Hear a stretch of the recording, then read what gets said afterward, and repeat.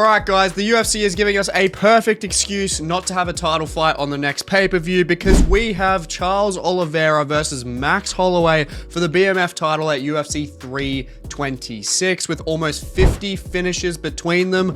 I'm definitely not complaining with this as the main event over a title fight. And we've got some other great matchups on the card as well that we will get into because we're predicting and breaking down every single fight on the card, and I'm also going to be giving out my fight card awards for it. So without further ado, let's kick it off with the first fight of Jeong versus Gaston Bolanos, aka the B-Tech Walmart Ilia Topuria. Now, Jeong, he is coming in on short notice into this fight against the B-Tech Topuria. He's replacing Ju Sang Yu, who had to withdraw.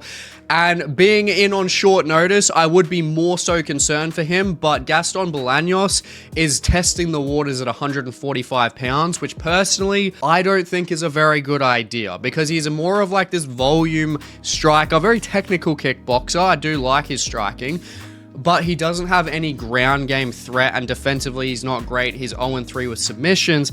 Jeong does have a submission game, and Gaston Bolanos really struggles with guys that can just out-muscle him, and that's where he's going to find those problems a lot more commonly in featherweight over bantamweight. And that's where I think this is going to be a semi-decently close fight because Jeong is very explosive. He's the stronger guy. He's got the bigger physical presence, 4.5-inch reach advantage and also the height advantage.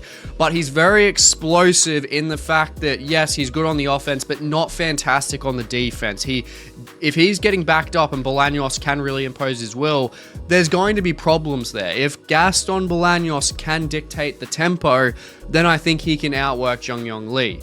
But Jeong having that physical presence, he's very, very strong as well. He's a guy that really gets in your face. He really makes it ugly, good in clinch range as well. And Gaston Bolanos does literally not work there at all. He is that cleaner, prettier kickboxer. And Jeong is a guy that really likes to make it ugly. And especially with the strength advantage, I'm going to give Lee a decision win here. I do think that Gaston Bolanos is a guy that can maintain just being calm under pressure. He's someone that if he's getting overwhelmed on the feet, he's someone that does have a good guard, good tight guard. He can keep that defense going. But if this does get to the ground, I think Jeong is just really just going to just consume him just with pure strength. I think positionally, Bolanos is just going to get dominated there.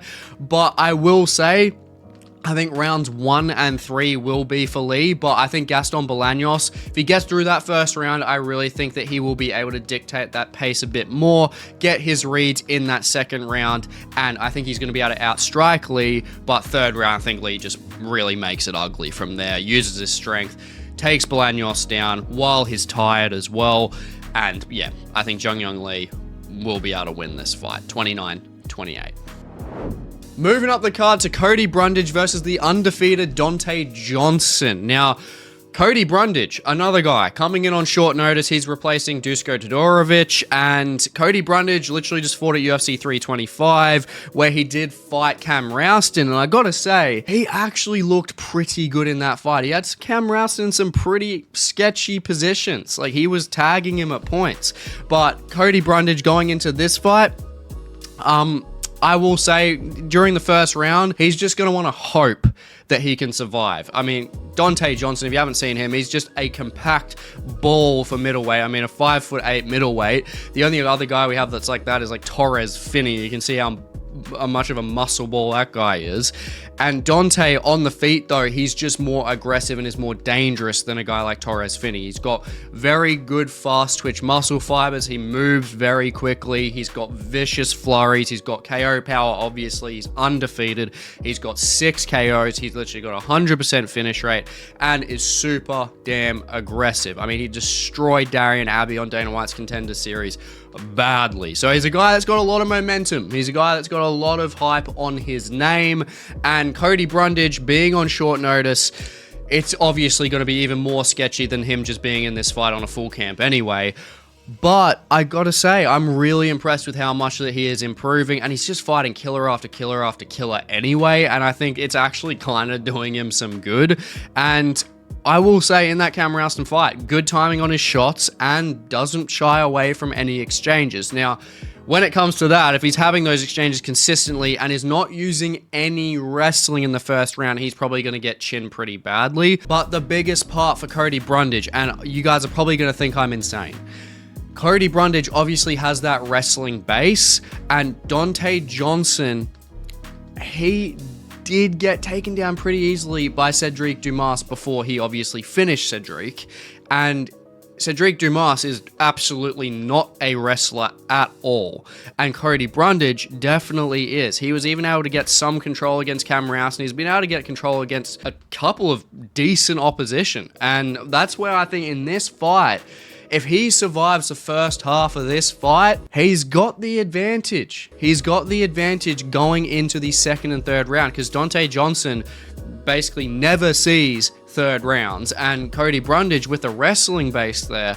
especially being like the bigger presence, you know, having like that bigger frame too, obviously larger frame, especially being on top because he's a longer guy. So I do think if it can go through that first half of the fight, and if he survives, I think Cody Brundage can win this fight. And we've seen him weather storms before. We've seen him weather some decent storms against a guy like Mansour Abdul-Malik, who he gave trouble, and Mansour Abdul-Malik is one of the best prospects in middleweight at the moment. So I think Cody Brundage, I'm going to give him the benefit of the doubt here. I'm going to give him a decision win. I'm going to give him a 29-28. I think he gets that wrestling in clutch. He's not scared to go against these big, aggressive guys. Now, that could be his downfall. He could get fucking chinned in the first round, and that honestly wouldn't surprise me. But as an almost $5 dog, with the experience this guy does have, and Donte Johnson does not, and what we saw against Cedric Dumas early, I do just have this inkling that Cody Brundage, realistically, through the last half of the fight, can really out-control a very tired Donte Johnson and win this 29-28. It's either that, or Cody Brundage is getting buried 6 feet under in the first round. Moving up the card, we got Ricky Turcios versus Alberto Montes. Now, Turcios, he was supposed to fight Cameron Smotherman at UFC 324 until Cameron Smotherman absolutely died at the weigh-ins. So, Ricky Turcios has been in shape for quite a while now, literally since the end of January. So, that is good in terms of him being prepared, but there is also that chance that he could have overtrained, which is also another concern in itself. And also on top of that, he's moved from bantamweight up to featherweight. Now, that is also tricky for him. If the weight translation isn't good and he can't carry his strength through, he'll probably get dominated because he needs to have that strength in clutch in that featherweight division, because he's the style of fighter that loves using like scrambling based games and transitional based games on the ground. It's literally how he wins all his damn fights. So he's someone that is a really big question mark moving up to featherweight. But looking at him going up against Montes did get a contract on Dana White's Contender Series in 2024, got a really nice anaconda choke over Carlos Calderon, who is a good prospect in his own right. So we do have like this scrambling transitional / grappling overall match here. But the thing that I do like more so about Montes is that he actually has pretty decent counter-striking on him and good head movement, and Ricky Turcios is a guy that just loves to fling wild shit. And Montes, offensively, I wouldn't say he's the most technical overall, but neither is Turcios. We do have to take into account that Turcios does have more experience overall and doesn't really slow down unless, of course, he has overtrained. But I don't think he has better striking than Montes overall, and Montes, with his submission-based offense, is just a lot more dangerous. And I do believe with Montes and positions and capitalizing on them, I believe that he's going to be able to capitalize pretty well on those positions, and I think he's going to threaten Turcios. I think Turcios is very good with those scrambling capabilities where he can get out of those tricky situations and survive, but it's just surviving. I think Montes gets more dominant control. I think he lands better combinations on the feet, and that's where I'm going to take Montes by a 30-27 decision here. I think he's just cleaner on the feet. He will get the advantage on the ground when it comes to actual moments, and that's going to win him the fight. Moving up the card to Rodolfo Bellato versus Luke Fernandez. Now, you guys, if you watched my channel before, I'm not a super big fan of Rodolfo Bellato. He's not like technically impressive at all, and aside from him being pretty damn durable and holding his own in firefights and being physically strong, there's just really nothing technical about him. And Luke Fernandez on the other side, undefeated Cage Fury prospect. He's got a very well-rounded game. He's got the 5 KOs on his pro record, but also genuinely has a decent grappling resume as well. Obviously, he doesn't have submissions within MMA, but when it comes to those grappling comps, from what I've seen, he's actually very, very good. He's got good choking-based submissions, but going against Bellato and trying to find that submission, I think he's got to really, really hurt him to get those submissions done, because Bellato can hold his own when it comes to grappling. At least we've seen that more so on the regional scene. And Luke, he's even beat like UFC-based competition. He's beaten Eric Anders and Phil Hawes through grappling. And we can't forget Dana White's Contender Series, where he was a minus 1,450 damn favorite and he got a 15-second KO. So he definitely lived up to that. And yes, Bellato has got the experience, but Luke Fernandez is just so much more technical than him, and I think he is a very legitimate hot prospect, and I think he's going to prove that here, and I think he's going to KO, TKO Rodolfo Bellato. He's got really nice like looping overhands, covers distance very well. Bellato is just very straight up. He doesn't really look great on the defensive. He just has that durability, and Luke Fernandez, from what we're seeing of him, I think that he's going to capitalize on that very well. I think he's going to be able to drop Bellato, and I really think he's going to get that ground and pound finish in the second round. Like, I just think he's just got to make sure that he can battle through the clinch work and just the strength of Bellato. And if Luke can maintain that range, which I think he genuinely can, he's got good footwork, he's good defensively as well. There's not much wrong with this guy, to be honest. I think he's just going to come to life, and I think he's going to take him out. Like, granted, Bellato was durable enough to keep Navajo Sterling at bay, and Navajo is a good kickboxer, but we can't take into account with Navajo Sterling a full MMA game, because he doesn't have a full ground game, whereas Luke Fernandez actually does, and he can take Bellato down, and that's where I think we're going to see those prime ground and pound opportunities, where I think he's going to finish Bellato. And that's where I do have to give Luke Fernandez my fighter to watch award, just being so well-rounded, being a guy that had a 15-second KO at almost a minus 1,500 on Dana White's Contender Series, a super hot prospect against a guy that's going pretty much basing his game off his durability and no technical capabilities. Luke Fernandez should be able to tee up pretty well in this one. Moving up the card to Sumudaerji versus Jesus Aguilar. Now, this is a complete contrast in just everything. Sumudaerji, like one of the biggest, if not the biggest, in the flyweight division. 72-inch reach, 9.5 inches of reach over Jesus Aguilar. And, I mean, he's got an absolute dog shit submission defense-based game. He's pretty trash on the ground. And Jesus Aguilar, granted, he's never been finished before on the feet, and he's a guy that is very durable, but he is tiny. I mean, he's more so sized for the flyweight division, even kind of a little bit undersized for it. It's just Sumudaerji is so big.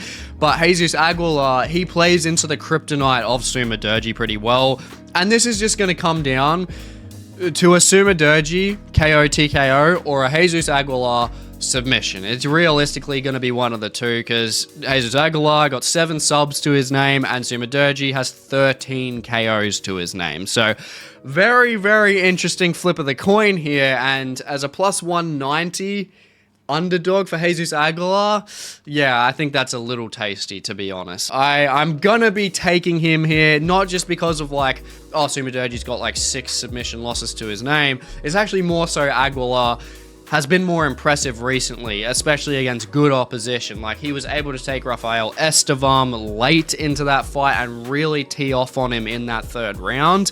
And that's where Aguilar has a lot of grit. He has a lot of stamina. He's never been finished by KO TKO. He's Mexican, so he's got that chance of a chin there.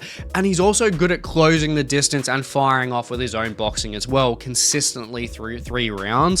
Whereas Sumudaerji obviously plays his fight at range, is very, very good on the feet with his kickboxing. But I just think Aguilar is better at mixing everything together. So I do think if Aguilar gets this to the ground, especially with 7 subs to his name and being that more compact fighter, as long as he can can just get through that range of Sumudaerji, I think he wins this fight, and I think he gets a round 2 submission win here. I think he gets a rear naked choke finish. I think he takes it back a Sumudaerji while he's trying to frame and gets it done. Moving up to Diyar Nurgozhay versus Rafael Tobias. Now, Rafael Tobias, that guy's a good prospect, man. He's an explosive kickboxer. He's got really nice teeps at distance. He's got really nice hooks in close. He's very good at timing his shots overall.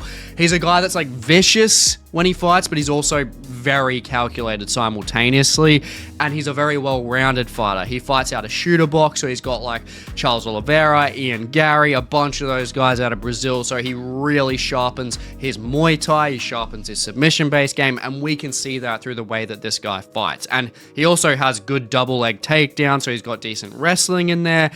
And he's got good choke-based submissions especially. He's on a 6-fight win streak, super well-rounded guy, a very good prospect, especially at 22 years old. Now, Diyar Nurgozhay, on the other side, obviously is more experienced. Now, he hasn't had the best experience in the UFC, where he's lost to Brenson Ribeiro in his debut, who is definitely not UFC level, and he got submitted, and then he gets submitted again, but even worse, he weighs 5 pounds over the light heavyweight limit and loses to Uran Satibaldiev, who is a very, very good fighter. That's not a bad loss at all, but it's more the fact that, for one, he's lost against a guy that shouldn't be in the UFC, and 2, he's lost by also being 5 pounds over the weight limit. So he's definitely on the chopping block if he doesn't win this fight.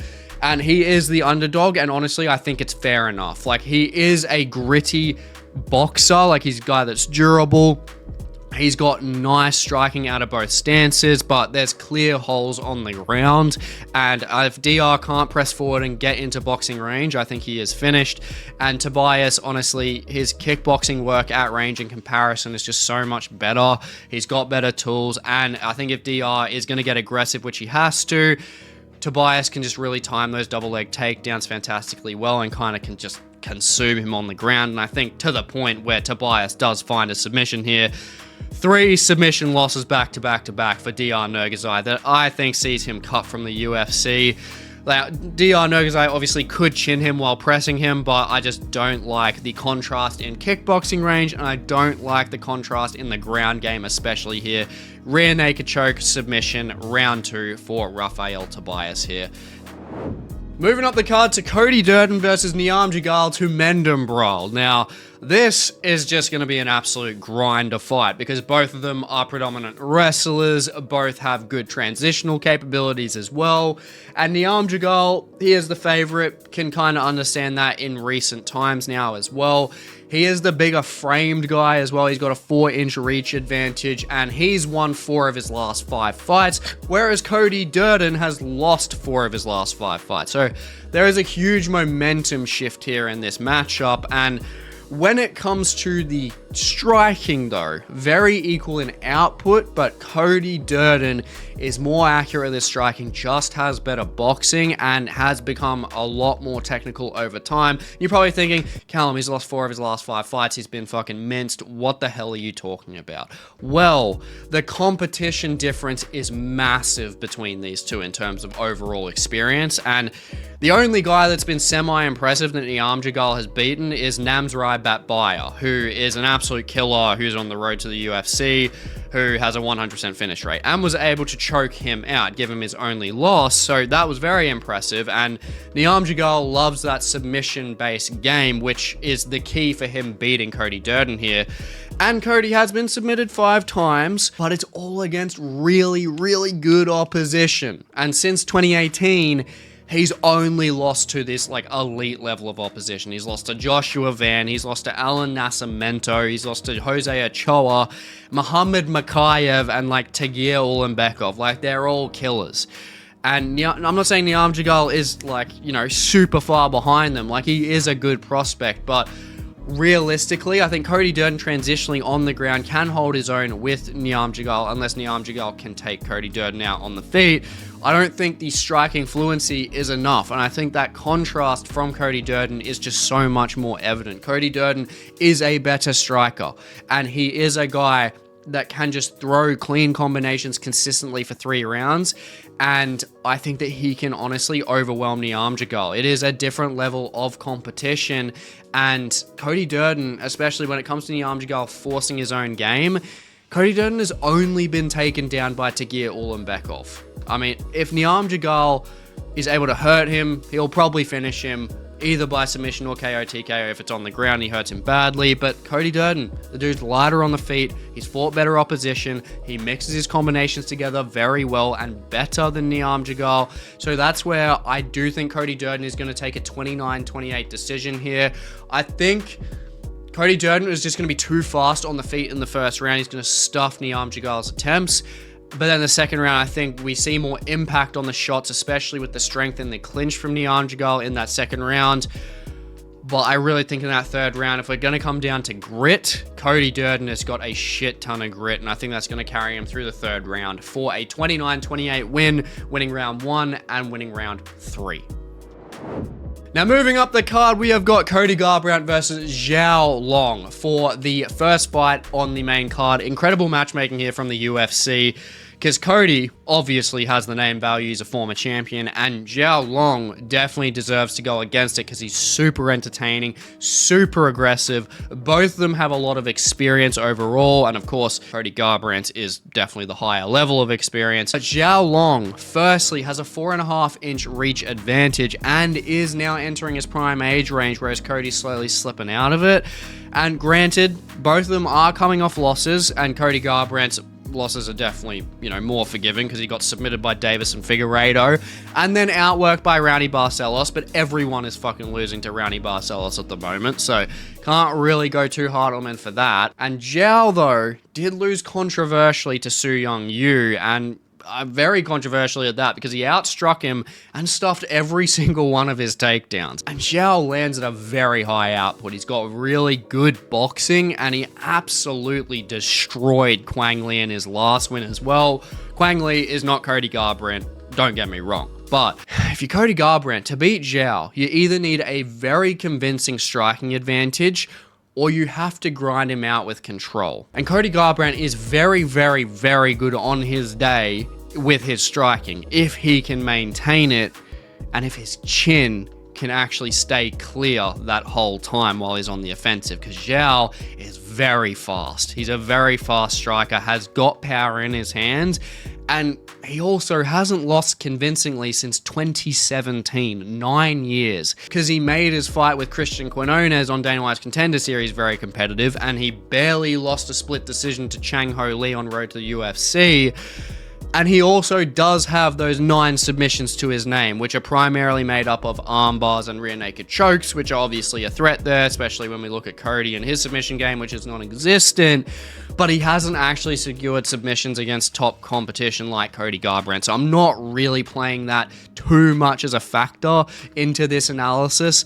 But Xiao Long does have the advantage on the ground regardless if it does get there. And Garbrandt, oh man, the stand's going to hate me. But he hasn't beaten anyone notable since Rafael Assunção in 2020. Beautiful finish, but the fact still states. I mean, he has had competitive fights recently, but Xiao Long just with... Honestly, if you remove the record on paper and you look at him and his actual performances, it's hard not to take him here. It really is hard not to take him, and he should be a favorite. I mean, even though Cody's got the experience, on paper for Cody, it looks so much better. When we look at actual performances, it is better for Xiao Long. He's consistently more aggressive when it comes to being in the pocket. Cody's chin can't survive that. Let's be honest here, we've seen it again and again and again, and yes, it's a tricky fight to predict because Cody still does have the strike speed. Xiao Long has been finished by KO TKO 3 times before and does have a high absorption rate, and Cody can potentially out-wrestle him, but Xiao Long, I think with the strike speed, I think he gets the better of the exchanges. The guy just throws to kill, and if he is doing that and he lands, Cody is not going to be able to survive it. And also, Cody really suffers with that reach disadvantage. Xiao Long is very good on a linear axis defensively. He actually has very good head movement, and I don't think Cody Garbrandt's going to be able to counter him cleanly, especially just with that reach disadvantage. So I see Xiao Long really just timing one of those overhands that he throws. He really likes those overhands. I think he times it, clips Cody on the chin. Cody goes stumbling down, gets the stanky leg, and I think he gets the ground and pound finish at the end of round 1. I think it's going to be so fast paced. Cody Garbrandt gets that stanky leg, drops down. Xiao Long gets that finish there. Moving up the card to an absolute rip snorter, we have Michael Johnson versus Drew Dober. Now, it's the battle of whether the meme stays alive, and I don't want to say anything more about it because I'll probably get this demonetized, but Drew Dober, can he keep that pattern? Can he beat Michael Johnson? To be honest, as an underdog, it's good money to take. Realistically, it is. I've got him as my upset of the night award here. I think he's getting the KO TKO finish. Michael Johnson, he is a beast. He does have some decent strike speed on him. He's got KO power. As we've obviously seen, he's absolutely destroyed Ottman Azaitar. He's beaten Darius Flowers pretty well and also made bloody Daniel Zellhuber scared of him. Daniel Zellhuber could not enter the pocket to save his life. But will Drew Dober be scared? No, he won't be. And Michael Johnson, in terms of the opposition he has fought compared to the opposition that Dober has fought, it's just not super comparable at this stage. Obviously, if we're looking at whole career base, it's very comparable. But looking at it now, Johnson has only fought, aside from Zellhuber, he's only fought cans, to be honest, and won against cans. And Drew Dober has only fought elite and ranked guys. Like, he's fought Gene Silva, he's fought Renato Moicano, he's fought Manuel Torres. I mean, he's fought these guys, and granted, he's lost, but he's also made them entertaining, semi-competitive at that, aside from definitely Manuel Torres, but he's still a guy that is fighting at a higher caliber over Johnson. So I do think that he is going to get the KO TKO finish here. And I just don't think Michael Johnson is as fast as he used to be. It's pretty clear to say at 39 years of age. Granted, Drew Dober's chin isn't super durable anymore either. But if we're looking at them in exchanges, and especially looking at Drew Dober against the opposition that he has fought, the performances that he has had recently, and with that grit and pressing Michael Johnson backwards, I think he realistically does chin Michael Johnson. And with that, it's going to be quick. It's going to be in the first round. I'm going to be very surprised if these guys go through the first round and get to the second. And with that, I've got to give Drew Dober my performance of the night award as well. It's just going to be quick. It's going to be snappy. It's going to be an absolute firefight. But I think Drew Dober is going to get the best of it, and he's going to keep that meme alive. Now, moving up the card to Gregory Robocop Rodrigues versus Bruno Ferreira. Now, if Drew Dober versus Michael Johnson was going to be quick, this shit's probably going to be just as quick, if not quicker. This is a rematch, so they already have reads on each other, and Robocop is on shorter notice because Paulo Costa pulled out against Bruno Ferreira. And it really is just a flip of a coin. I mean, both of them are on decent win streaks, and Robocop, of course, does have the physical advantages there. He's got the 3-inch reach advantage. He is taller, just more of a physical threat, but he has taken more damage overall, and he is not as well-rounded as Bruno Ferreira. Now, it will be a barn burner. I don't think Bruno Ferreira is really going to engage in that grappling as hard. And look, as long as it lasts, it's going to be entertaining, but I just do think as a plus 165 on Bruno Ferreira, being the guy that chinned Gregory Rodrigues badly in their first fight, I think it's just weird with the odds. I think this realistically should be a pick'em fight, and I believe that Brunno does have his number. He's very good at getting in close and using those tight strikes, just really nullifying that reach advantage that Rodrigues is going to have, and that's realistically how he floored Rodrigues last time. And yeah, I just honestly see him getting the first round KO TKO finish here.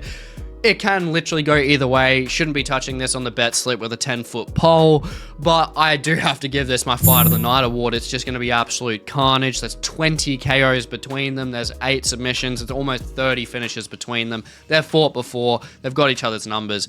It's going to be an absolute barn burner.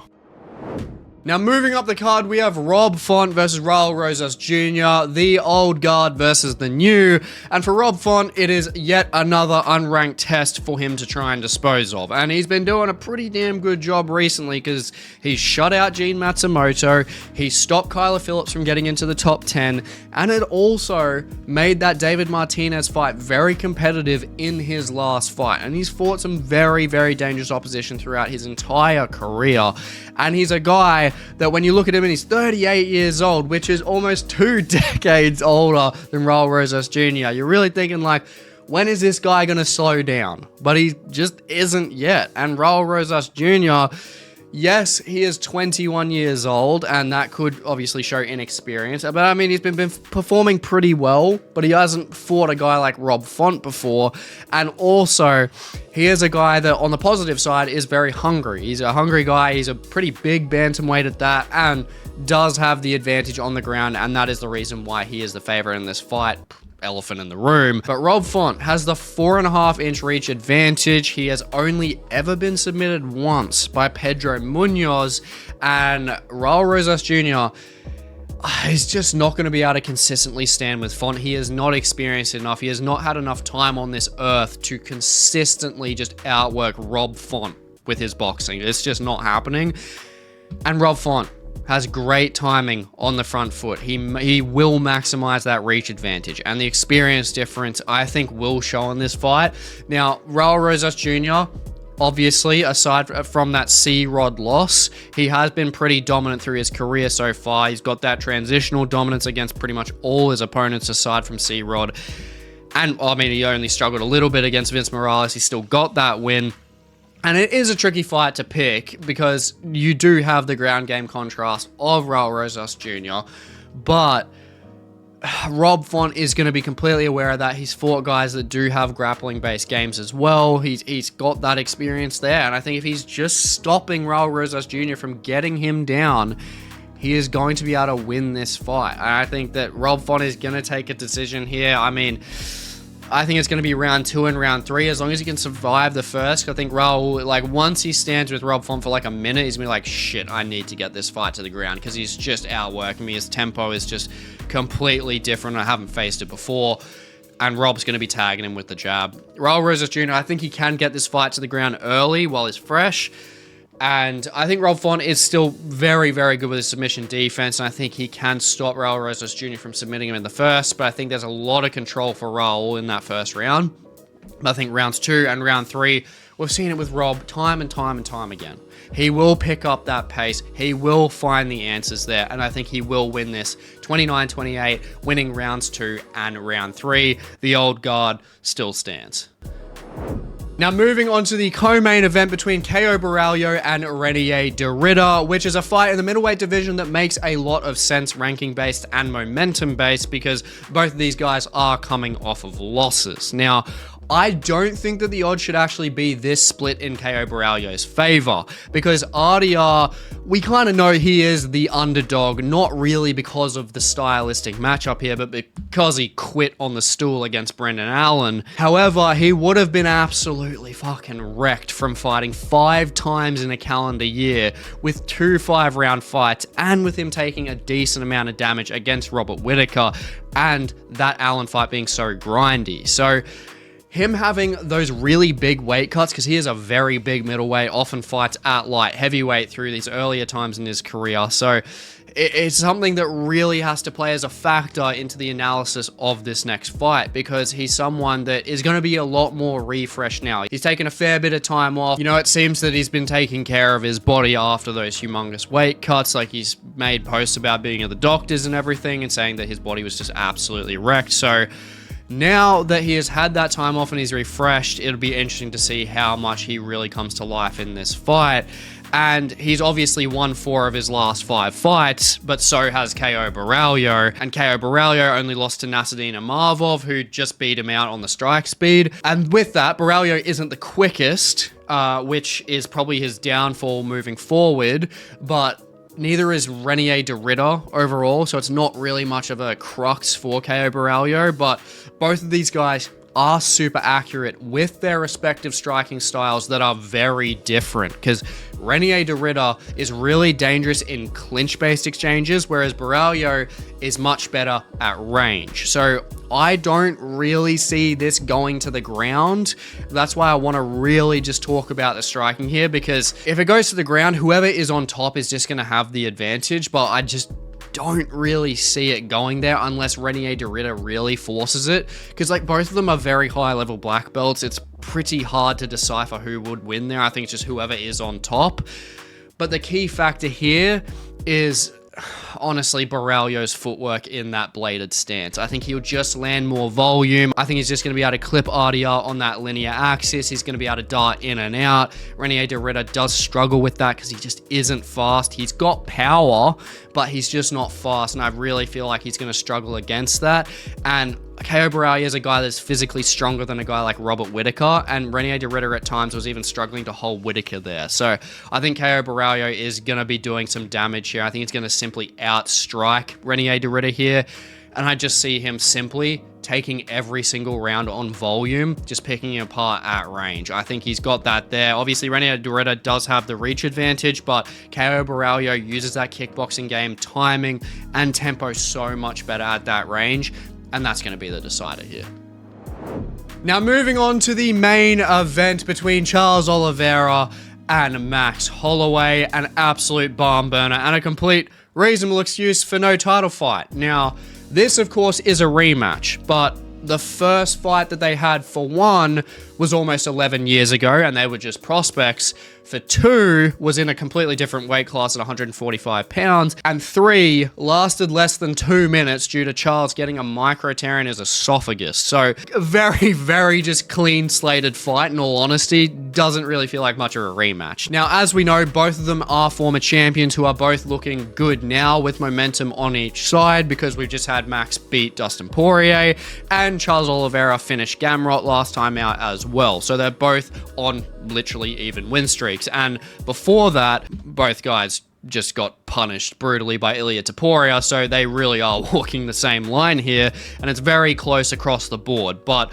obviously, Charles Oliveira is the more well-rounded guy, because if he gets this to the ground, he has a massive advantage and will most likely get the submission win here, let's be honest. And even though Max has had 31 fights in the UFC, who has effectively actually tried to submit him? Like, there's barely anyone, if anyone, there. So if it does get there, I do think Max Holloway is done. But when we look at Max's career from a defensive scope, it's a very big if for Charles Oliveira, because he has an 83% takedown defense, and when wrestlers like Frankie Edgar try to take him down, he goes and stuffs 14 out of 15 of his takedowns. So the only guys who've had like decent success is like Volkanovski, really, and that's pretty much it. And I mean, Charles doesn't have that same direct takedown offense that Volkanovski does, and I don't think he gets Max down.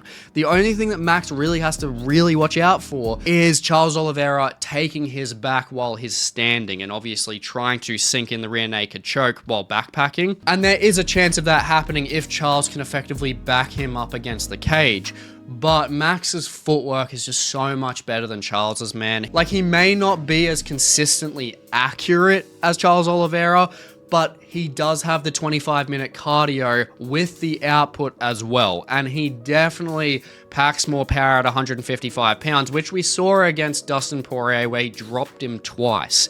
And of course, Charles Oliveira has serious power as well, and a 5-inch reach advantage. But the absolute key in this fight for Max is Charles Oliveira's strike defense. It's fucking abysmal. I mean, Ilia annihilated him, and Garbrandt was tagging him up a lot. And if Garbrandt had any more power, he would have most likely won that fight. And Max now has that power and much better striking than Charles. And unfortunately for Charles, he's not eating Max's offensive shots. And this gets Max to a title shot. He's not going to be playing around here. He's going to take out Charles on the feet in round 2. I think he just really gets his footwork going, just really gets his reads going on the outside in round 1, and then I think they just clash hard in round 2. I mean, we saw Max in round 2 against Dustin Poirier, and I think we're going to see it again here, and I've got to give Max Holloway my finish of the night award here. Max Holloway, when it comes to facing someone that really fights on a linear axis like Charles Oliveira does, Charles loves prowling. He does a good job of cutting off the cage, but Max Holloway is so used to that. He's so good with his L shifts. He's so good at circling on the outside, away from the power side.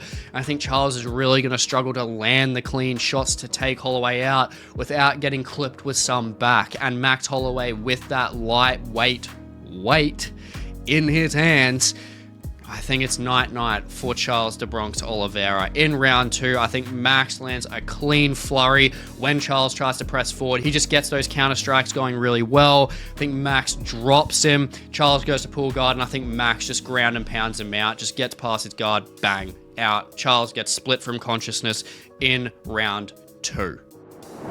Now, I really hope you enjoyed this predictions and breakdown video, and good luck on your picks, and I hope you enjoy UFC 326. Now, if you haven't already, just definitely check out the video here on the screen for more MMA-based content, and please like, comment, subscribe. It goes a long way for the channel. And if you have any feedback for any improvements on any of the videos, please leave it in the comments below. It goes a long way to helping out the channel in the long run. And I hope to catch you in the next one.